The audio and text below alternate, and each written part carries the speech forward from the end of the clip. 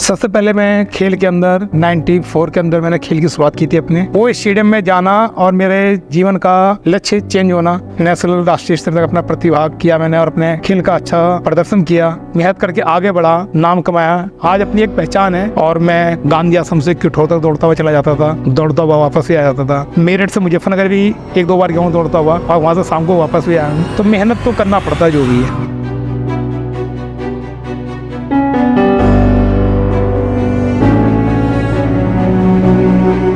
नमस्कार दोस्तों, स्वागत है आपका फिर से एक बार बातचीत पॉडकास्ट में। खेल हम सबको हेल्दी रखने के लिए बहुत ज़रूरी होता है और एक कहावत थी कि पढ़ोगे लिखोगे तो बनोगे नवाब, खेलोगे कूदोगे तो बनोगे खराब। बट अब शायद ये कहावत उल्टी हो रही है, क्योंकि खेलने कूदने वाले भी दुनिया में अपना नाम रोशन कर रहे हैं, अपने शहर का नाम रोशन कर रहे हैं, अपने देश का नाम रोशन कर रहे हैं। ऐसी एक शख्सियत हमारे बीच में है जिन्होंने खो गेम के अंदर अपने नाम को बहुत ही ऊंचाइयों पे पहुंचाया है। हम स्वागत करते हैं हमारे आज के गेस्ट का, अशोक सर का। Thank you. मैं पहले आपके चैनल को बहुत धन्यवाद देना चाहता हूं कि जिन्होंने मुझे इस मुकाम पे पहुंच के अपने बारे में बताने का उत्साहवर्धन किया, तो इसलिए बहुत बहुत धन्यवाद आपके चैनल के लिए। बहुत बहुत शुक्रिया सर। मेरा नाम अशोक कुमार त्रिपाठी, मैं राष्ट्रीय खिलाड़ी हूँ खो खो और एथलेटिक्स का। सबसे पहले मैं खेल के अंदर 94 के अंदर मैंने खेल की शुरुआत की थी अपने, जब मैं 7th क्लास में था। बहुत ही विद्यालय में जिससे बहुत उत्पाती छात्र जिसे बोल सकते हैं हम लोग, जी, इस टाइप का था मैं। तो हमारे जो गुरु जी थे वो, उनका नाम रोहतास कुमार सिंह थे और रोहतास कुमार शर्मा जी, उन्होंने मुझे पकड़ के ले जाके स्टेडियम में छोड़ दिया और बोला कि जितनी भी ताकत तुम्हारे अंदर है वो यहाँ दिखाओ तो शायद कुछ आगे तक पहुँच सकते हो। वो स्टेडियम में जाना और मेरे जीवन का लक्ष्य चेंज होना और मेरा वहाँ से जो भविष्य था वो चेंज होना शुरू हो गया। और धीरे धीरे मैं वहाँ मेहनत करने लगा अपना स्पोर्ट्स के क्षेत्र में। मेरा ज़्यादा ही लगन होने लगा, मतलब उसका स्पोर्ट्स के अंदर बहुत ही अधिक उत्साहवर्धन होने लगा। जब मैं पहली बार विजेता बना, पेपर में नाम आया मेरा, तो और ज़्यादा उत्साहित हुआ। फिर मेरा सारा दिमाग जो है खेल में लगना चालू हो गया और मैं वहाँ से मेहनत करके नेशनल राष्ट्रीय स्तर तक अपना प्रतिभाग किया मैंने और अपने खेल का अच्छा प्रदर्शन किया जी, जिसकी वजह से मेरा और मेरे माँ बाप का नाम रोशन हुआ। पहले शायद मुझे कोई जानता नहीं था, लेकिन आज के दौर में अधिकतर सब लोग जानते हैं। और सबसे बड़ी खुशी मुझे इस बात की होती है कि मेरठ के अंदर और अलग स्टेट में भी और यूपी के अंदर भी मेरे स्टूडेंट हैं जो खेल के बेस पे तैयारी करके अच्छा प्रदर्शन किया जिन्होंने, और आज वो किसी उसमें गेम टीचर हैं, वहाँ खिलाड़ियों को तैयार कर रहे हैं और वहाँ से भी खिलाड़ी निकाल के वो आगे पहुँचा रहे हैं। और मैं इस बात का बहुत अधिक धन्यवाद देना चाहूँगा कि जिस लेवल तक मैंने खेला उसी लेवल तक मैंने अपने खिलाड़ियों को पहुँचाया और उनको इस साथ मेहनत की, उनको अच्छी दिशा दिखाई जिसे बोल सकते हैं, जिसकी वजह से भी उन्होंने अच्छा प्रदर्शन करके अपने माँ बाप का नाम रोशन किया, अपना भी नाम रोशन किया। आज उनकी भी अपनी एक पहचान हुए। आज हम लोग बहुत खुशनसीब है कि मेरठ के अंदर हमारे बहुत खिलाड़ी हैं। हर विद्यालय के अंदर देखा जाए तो मेरे स्टूडेंट हैं जो बच्चों को तैयार कर रहे हैं। जैसे केएल में चले जाओ, सरस्वती विद्या मंदिर में, MPS में, सभी स्कूलों में अधिकतर जो गेम टीचर हैं वो मेरे स्टूडेंट ही लगे हुए हैं और लोग भी बहुत अधिक मेहनत कर रहे हैं। और जब से इंडिया खो खो फेडरेशन के अंदर MS त्यागी सर और सुधांशु सर ने कमान संभाली है, जब से तो खिलाड़ियों को बहुत अधिक उत्साहवर्धन होने लगा है। क्योंकि आज की डेट में पहले हमारे खिलाड़ी जो खो खो के थे वो नेशनल लेवल तक खेल के भी कुछ उन्हें हासिल नहीं होता था, लेकिन आज हम लोग बहुत खुशनसीब हैं कि ये दो लोग जो हमारे खो खो खेल के अंदर आए, इन्होंने खेल को इतनी ऊंचाइयों तो पहुंचा दिया कि आज हमारे खो खो खिलाड़ी भी लाखों रुपए में बिक रहे हैं और वो अच्छा अपना प्रदर्शन कर रहे हैं। जैसे कि IPL और कबड्डी का टूर्नामेंट होता है जी, इसी तरह से हमारा खो खो भी होने लगा। अब हमारे खो खो खिलाड़ी भी बिकने लगे हैं। तो खो खो अल्टीमेट के नाम से होता है खो खो, खिलाड़ी 10 लाख 15 लाख 20 लाख में बिकते हैं हमारे खिलाड़ी और अच्छा प्रदर्शन करते हैं। आज जो हम लोग खो खो खेल जो हमारा है वो किसी का आश्रित नहीं है कि हमें मतलब पहचान चाहिए। आज वो अपने आप में एक बहुत अच्छी पहचान है उसकी अपनी। और बहुत खिलाड़ी जो हैं खो खो के बेस से आज के क्षेत्र में नौकरी भी कर रहे हैं, सरकारी नौकरी मिल गई है उन्हें। लड़कियाँ भी बहुत सारी हैं। पहले जैसे हम छोटे थे खेलते थे तो मोहल्ले में लोग कहते थे कि ये खो खो खेल तो लड़कियों का है, लेकिन वास्तव में देखा जाए तो ये खेल लड़कियों का नहीं है, ये खेल वास्तव में लड़कों का है। जैसे कि खिलाड़ी हवा में डाई मारता है और 2 मीटर तक दूर जाके गिरता हवा के अंदर, तो शायद लड़कियाँ इतनी लंबी डाई नहीं मार सकती, मारती हैं, अच्छी डाई मारती हैं, लेकिन बॉयज बहुत अच्छा डाई हाँ, मतलब जो एक ईश्वर ने एक चीज़ बनाई है कि लड़का जिस चीज़ को अच्छा कर सकता है वो लड़का ही कर सकता है, और जिसको लड़की कर सकती है वो लड़की ही कर सकती और जो स्पीड भी होती है जो खो खो की, लड़कों की बहुत अधिक स्पीड होती है, है। जी जी। लड़कियों की एक लिमिट स्पीड होती है, जितनी उनके अंदर ताकत होती है उनकी स्पीड होती है। लेकिन वास्तव में खेल बहुत अच्छा है। कभी आप टीवी पे देखें खो खो खेल को, तो आपको लगेगा वास्तव में ये दुनिया का सबसे फास्ट खेल मानता हूँ मैं उसे। बहुत पहले किसी ने खेल के ऊपर टिप्पणी भी करी थी, मैंने उसका मुँह तोड़ जवाब भी दिया था, तो उसका मुझे लाभ भी मिला था उन चीज़ों का। तो बहुत सारी चीज़ें आती हैं जो कि होता है। सर, मैं आपसे एक सवाल ये पूछना चाहूँगा कि इंसान जब खेल जगत में पैर रखता है तो सबसे पहले सीखना ज़रूरी होता है, और सीखने के लिए एक अच्छे कोच की ज़रूरत होती है। तो आपकी ज़िंदगी को बदलने वाले कोच जिनके बारे में आप हमारी ऑडियंस को बताइए, और उन्होंने आपकी लाइफ में क्या क्या आपके डिसिप्लिन को कैसे चेंज किया?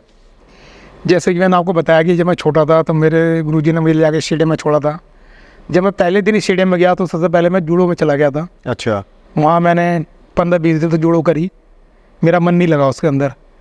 फिर मैं स्टेडियम के अंदर ट्रैक पे चला गया, तो वहाँ एथलेटिक्स में एसपी सर थे, उनसे मिला। और खो खो के हमारे शिव कुमार कोचिंग सर थे, जिन्होंने बहुत सारे खिलाड़ी आगे निकाले हैं, बहुत अच्छे कोच थे, आज भी हैं, वो नोएडा के अंदर रहते हैं।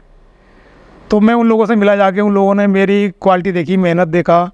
जैसे खिलाड़ी गर्मी के दिनों में भी 3 बजे स्टेडियम चला जा रहा है और जाके अपना वर्क कर रहा है, डेडिकेशन देखा आपने? हाँ, तो मतलब मेरे अंदर एक जुनून था कि मुझे कुछ करना है, मतलब कि नाम कमाना है और अपने माँ बाप का नाम रोशन करना है।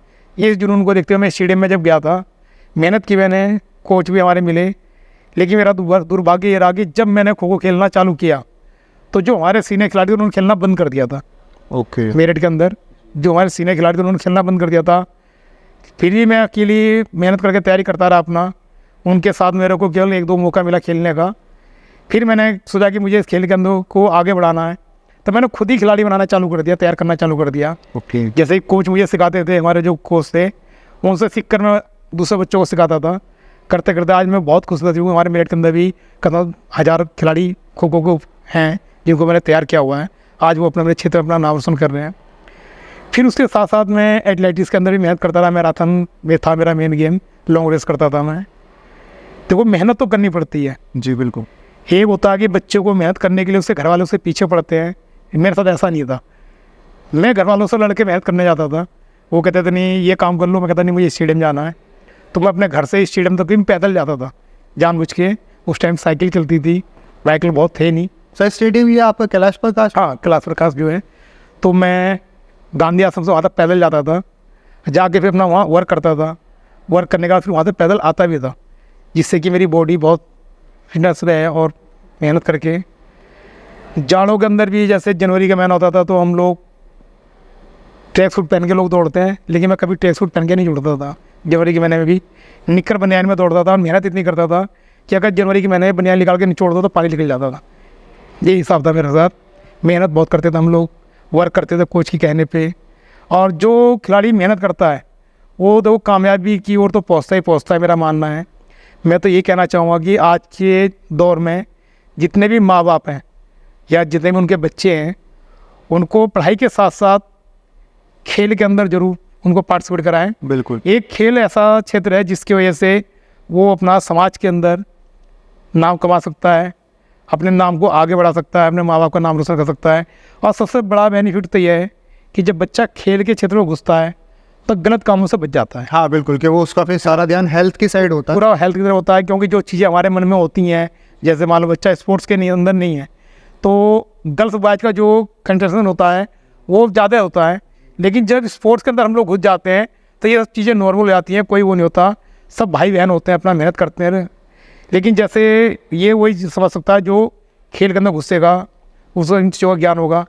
जिन्हें ज्ञान नहीं होता वो तो कुछ भी कह सकते हैं, बिल्कुल सही बात है ना। लेकिन खेल वास्तव में बहुत अच्छा चीज़ होता है बच्चे की कामयाबी को आगे बढ़ाने के लिए, बच्चे को आगे प्रोग्रेस करने के लिए खेल बहुत उचित है, जिस वजह से माँ बाप को ध्यान देना चाहिए कि उसका बच्चा खेल के क्षेत्र में कुछ भी गेम खेलना चाहे। ज़रूरी नहीं है कि वो खो खो खेले, लेकिन कोई ना कोई खेल उसे खेलना चाहिए, जिससे कि पहली तो उसकी बॉडी फिट रहेगी, कोई बीमारी नहीं उसके अंदर नहीं होगी, स्वस्थ रहेगा। और जब स्वस्थ रहेगा तो उसको कहते हैं कि स्वस्थ शरीर के अंदर स्वस्थ मस्तिष्क निवास करता है। तो जब बच्चा स्वस्थ रहेगा तो उसका पढ़ाई के अंदर भी मन लगेगा। मेरा मानना यह है कि ज़रूरी नहीं है कि हम लोग खेलने जा रहे तो हम पढ़ाई नहीं कर सकते, ऐसा नहीं है। हमारा जो पढ़ाई का टाइम होता है वो अलग होता है, खेलने का टाइम अलग होता है। हम घर के अंदर भी रह के 24 घंटे पढ़ाई नहीं करते हम लोग। बिल्कुल सही बात है। हम लोग क्या करते हैं, ठीक है हमने 5 बजे तो पढ़ाई कर ली, अब हमारा 2 घंटे खेलने का है।